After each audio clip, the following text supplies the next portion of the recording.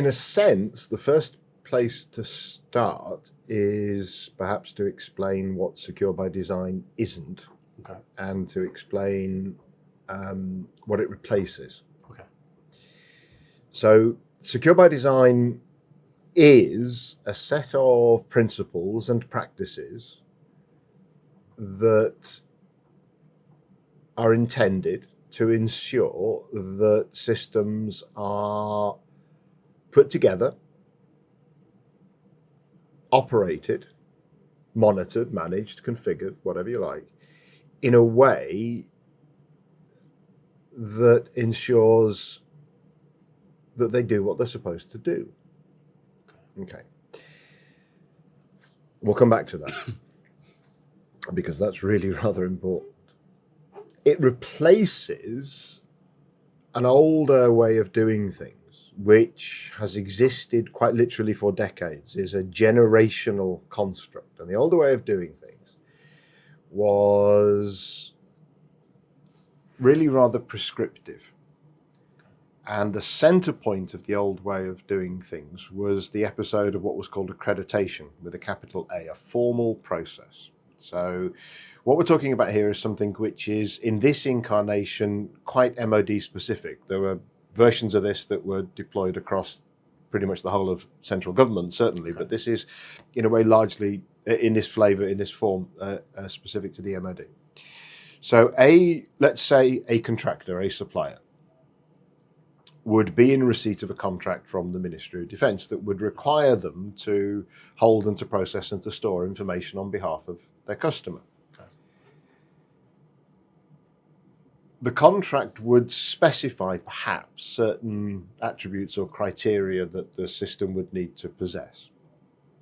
And in any case, there'd be existing policy and standards and so forth.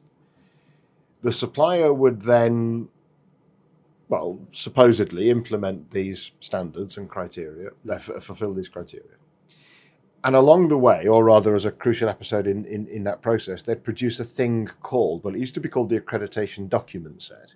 And then it was called the risk management accreditation document set, in an effort to try and slim down the, quite literally, reams of paper that were getting delivered.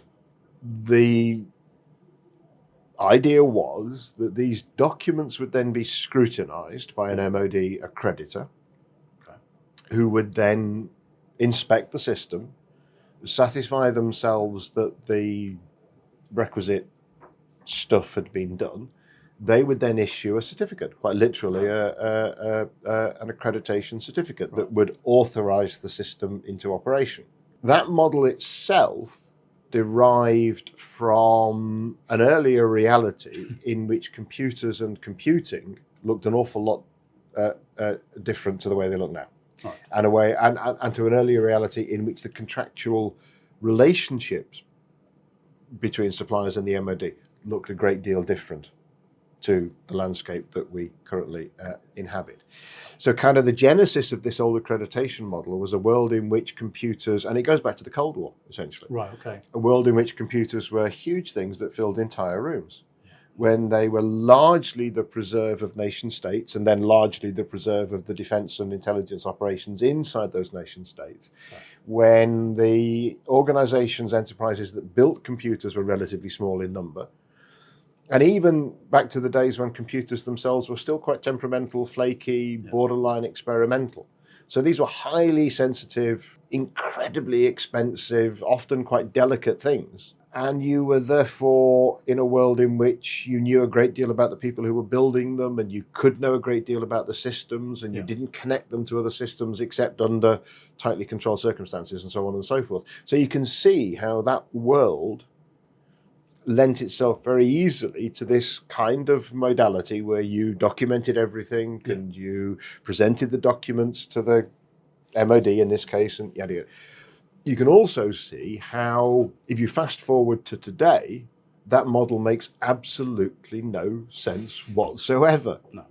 And in fact, it hasn't made any sense for, well, at least the last 10 years in reality. Yeah. The world has changed.